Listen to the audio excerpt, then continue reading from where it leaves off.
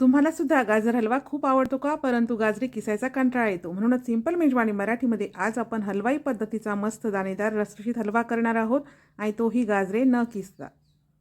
1 kilo गाजरे घेतली आहेत. स्वच्छ धुवून घ्यायची, पिलरने वरची साल काढून घ्यायची.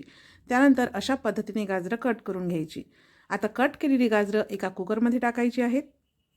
यामध्ये 1 कप म्हणजे 250 ml दूध गाईचं म्हशीचं थंड गरम कुठलंही घेऊ शकता. मीडियम गॅसवर 1 व स्लो गॅसवर 3 शिट्ट्या, अशा 4 शिट्ट्या काढून घेतल्या. कुकरची पूर्ण वाफ निघून गेली. बघू शकता गाजरे छान शिजली आहेत. आता अशा पद्धतीने गाजरे मॅश करून घ्यायची. हलवा करण्यासाठी कढईमध्ये 1 चमचा साजूक तूप घालायचं. मॅश करून घेतलेली गाजरे टाकून 3-4 मिनिटे छान असं परतून घ्यायचं.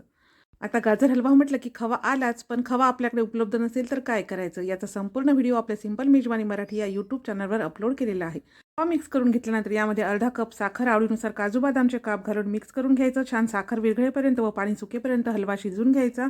सगळ्यात शेवटी यामध्ये अर्धा चमचा वेलची जायफळ पूड घालून मिक्स करायचं. इथे तयार आहे हलवाई पद्धतीचा मस्त रसरशीत दाणेदार गाजर हलवा.